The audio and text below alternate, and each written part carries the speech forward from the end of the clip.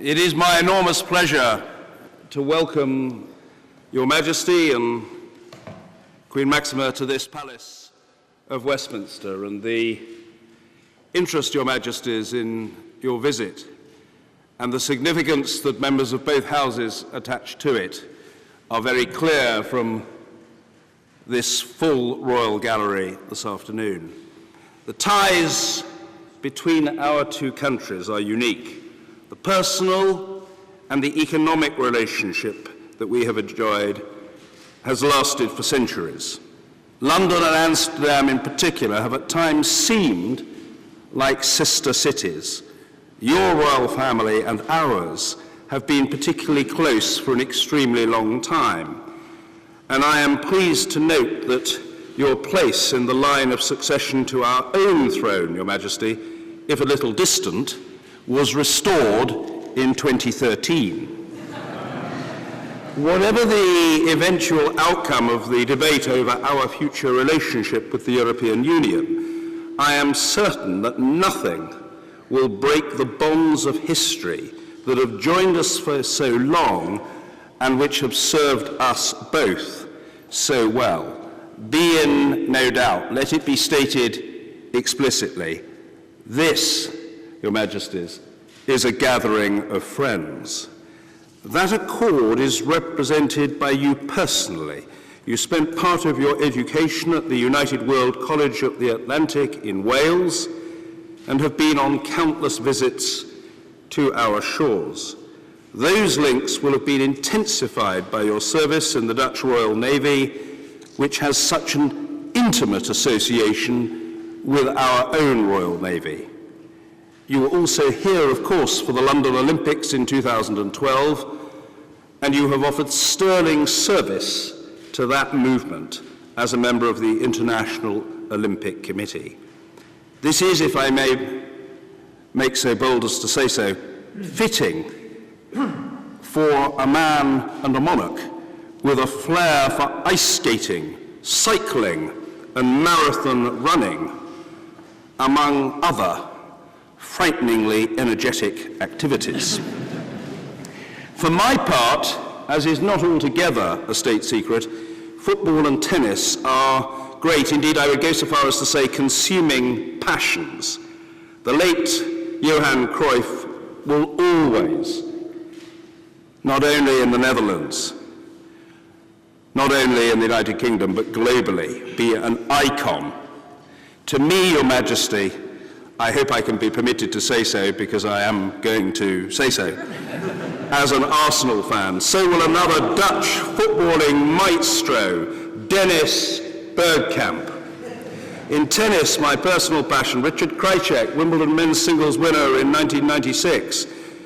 That legendary doubles player, Tom Ocker of Fibak and Ocker from the 1970s, Betty Stover and now Robin Haase, are great ambassadors for your country. Sport is, however, but part of your intriguing persona. To the interest even of the British media, it has become known that for a number of years you have operated incognito as a first officer on KLM flights. This presumably means that for a number of Dutch citizens, and indeed possibly British travellers too, the letters KLM stand for King Landed Me. Your Majesty, it is my honour to ask you to address us.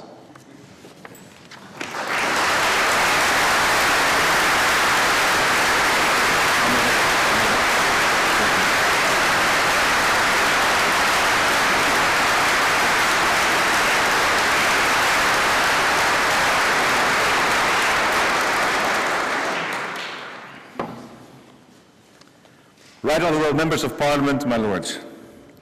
Off script. I still fly for KLM. So if you still want a chance for KLM, go ahead. It is my privilege to address you here at the heart of British democracy. You represent the British people in all their diversity. It is here that the interests and concerns, but also the hopes and expectations of millions of British people come together. I can think of no better place to express the affection that the Dutch feel for the United Kingdom. You are our North Sea neighbor, but you're also much more than that. You're our ally and partner. You are a friend. And in many ways, you are a source of inspiration to us. We Dutch will never forget the courage and self-sacrifice of the British armed forces who fought in 2 world wars for freedom in Europe. Back then, the United Kingdom stood firm in the face of violence and terror, and that image is engraved in our collective memory. The same leitmotif runs through the history of both our countries. The will to fight for freedom of conscience and for the society built on tolerance and the spirit of enterprise, an open-minded society. In this respect, the British have often been an example to us. And the reverse is also true. For some Britons, the Dutch Republic was a haven where they could develop their ideas in freedom. The great English thinker, John Locke, wrote his famous Letter Concerning Toleration in Amsterdam. As free nations on the North Sea, we encountered each other regularly over the centuries, and our contacts were not always peaceful. We were allies, but also rivals. The English and the Dutch fought no fewer than 4 maritime wars. Last year, our countries jointly commemorated the raid on the Medway, 350 years earlier. It was impressive to see 2 countries that had once fired cannons at each other coming together to remember the past, and to note that history always offers new opportunities. The raid led to a reform of the British fleet, followed by 2 centuries of Britannia ruling the waves. So it wasn't a bad outcome for the English in the end. Tomorrow, my wife and I will see the UK-NL Amphibious Force in action on the Thames. The display ties in with the 45th anniversary of the force, in which the Royal Marines and the Dutch Marine Corps work side by side. Indeed, the days of the raid on the Medway are way behind us. It was a member of the House of Orange who had the dubious honor of leading the last successful invasion of your country. I am, of course, talking about the Glorious Revolution in 1688, in which the Dutch stadtholder William III, Prince of Orange, played a central role. The rule of Mary and William went hand in hand with the reaffirmation of the rights of Parliament, free elections, freedom of speech, and protection from arbitrary power were enshrined in the Bill of Rights. This laid the foundation for the strong constitutional monarchy of which the United Kingdom is justly proud. You are all heirs to these values that were laid down almost 330 years ago. Ladies and gentlemen, although the wish to be truly free was the compass that guided our forebears, they knew too that good relations and cooperation were necessary to acquire and preserve that freedom, not only in their own countries, but also with like-minded partners beyond their borders. Today, this is more evident than ever. Our interests are so closely entwined that we rely on other countries for our prosperity and well-being. I need only mention a few topics that you often discuss here in the Palace of Westminster: security, upholding the international legal order, sustainable economic growth, climate change, and health. These are matters that concern us just as much in the Netherlands. They are matters on which we in the UK nearly always see eye to eye. 45 years ago, the excellent relationship between our countries gained an extra dimension when the United Kingdom joined the European Economic Community. Banding together within the EU has brought many benefits. Yes, the Union has its flaws, but we should not close our eyes to its achievements. Unlike former generations, most people in Britain and the Netherlands today grew up in a peaceful Europe where prosperity and freedom steadily gained ground. The United Kingdom has decided to leave the European Union. It truly saddens us to see a close partner leave, but of course, we fully respect your country's choice. Foreseeing the consequences of Brexit is a highly complex task, as is finding a solution in the time available that is acceptable to everyone and in line with the relevant treaties. All the parties involved are working hard to bring this to a good conclusion. We see how much this issue is on people's minds. But underneath all this, there's an unwavering truth. Our ties will never be broken. However high the waves may rise, the United Kingdom will remain an important partner for the European Union and for us, your North Sea neighbor. So Brexit does not mean farewell.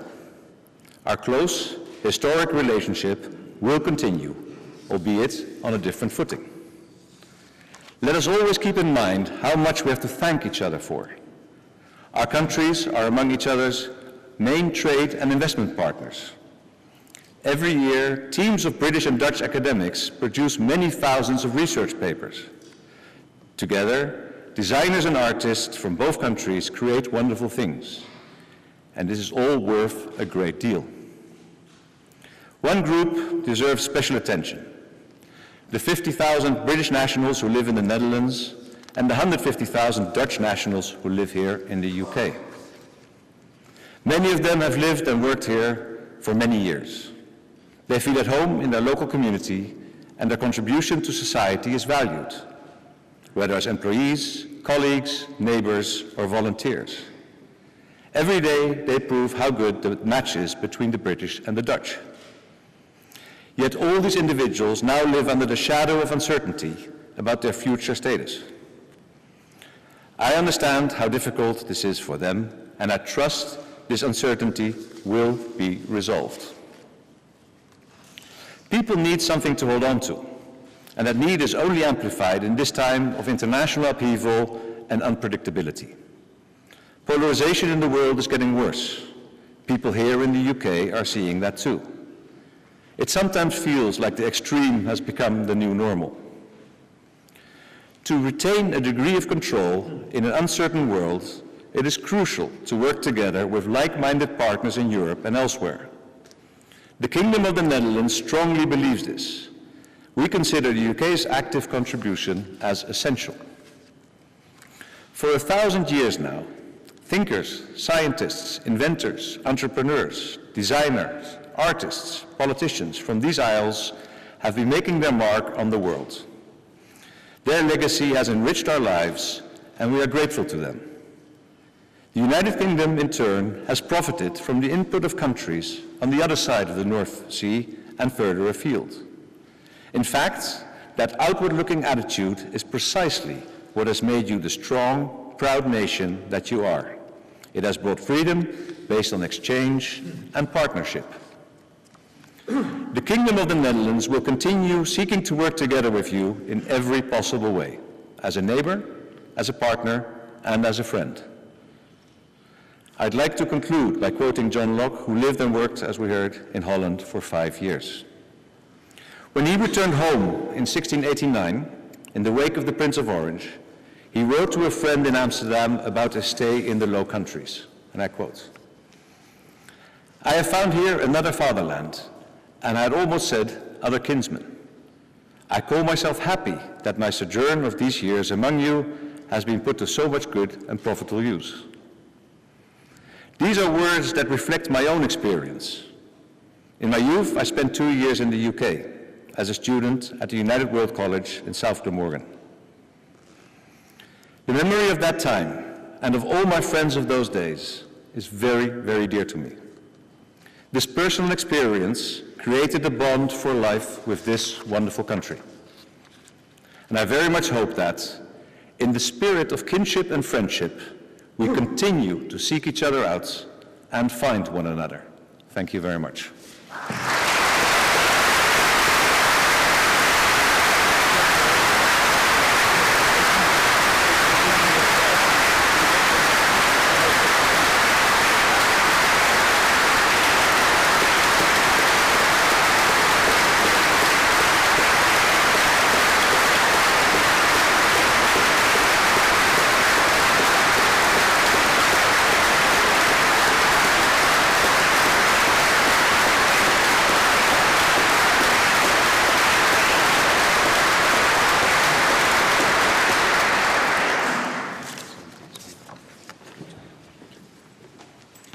Your Majesties, my Lords, distinguished guests, ladies and gentlemen. First, I would like to thank Your Majesty for your speech and your words about the strong relationship which our two countries enjoy.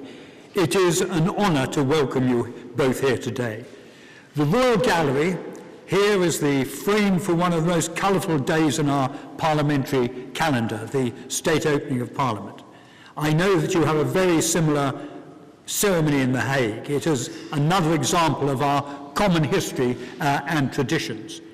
Traditions are an important thread in the tapestry which is our national story, but we share something far more fundamental.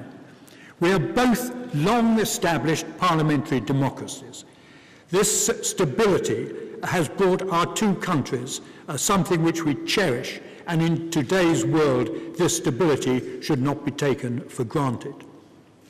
The close relations between our two countries continue, not only in a general sense, but in a very personal sense, as your friendship with Her Majesty the Queen shows here. Indeed, Your Majesty, I am informed by one newspaper that you are in fact 889th in the line of succession to the British throne. A little distant, said the Speaker, 889th.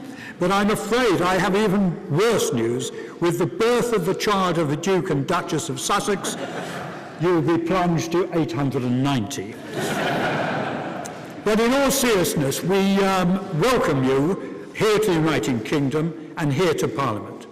We'd rather hoped, I have to say, that you would have arrived piloting your own plane. There are not many monarchs today who have a license to fly a commercial airliner, and I can say with absolute sincerity that I would not trust any of my colleagues to take the controls of an Airbus.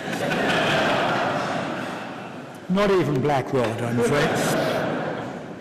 We also very much welcome, if I may say so, Queen Maxima, and say how much we admire the way she is working worldwide to make financial services available to all, including low-income groups and small businesses. Your Majesty, you spoke of the link between our two nations. And as you said, there is a large Dutch community here in the United Kingdom, and there are many British citizens living in the Netherlands. That is a relationship which will continue whatever the political changes. We cooperate on defence and security matters, and we work very closely in the fight against terrorism and violent extremism.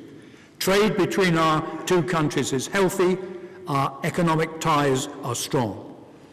Looking around this gallery, we see paintings of some of the kings and queens who have ruled our land over the centuries. And we see a statue, of course, of William III on my left. One bishop at the time wrote that William spoke little and slowly, but with dryness. A bishop said that. But I am glad to say that a recent historical profile counted him as one of Britain's greatest monarchs. This year we celebrate, as you indicated, the 330th anniversary of the Glorious Revolution.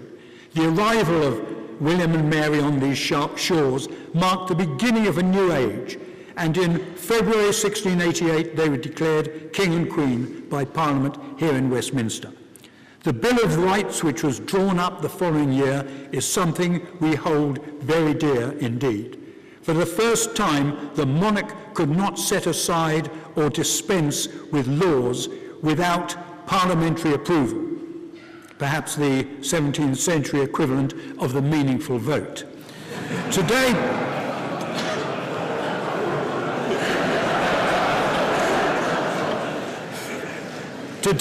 that constitutional settlement still underpins our parliamentary democracy and our commitment to free speech. I should also point out that King William II of the Netherlands fought at Waterloo, a battle depicted here also in this room. He was just 23 at the time, and I should add most importantly that he was on our side. Your Majesty, our relationship should not simply be confined to the history books. Our past should speak to our future. We are leaving the European Union, but our friendship and our strong alliance will continue. We are not turning our back on Europe, and we are certainly not turning our back on the Netherlands. We sit together on the United Nations Security Council. We are both founding members of NATO, and our economic partnership will continue. These ties will not be broken. Your Majesties, it is a great honour to have you with us today. Your presence speaks of a deep relationship with deep historical roots and a bright future. And I would like to end with a cry that I hope should be familiar to you, and you must excuse my Dutch at this particular point. Ladies and gentlemen, Lever de Koning, hurrah!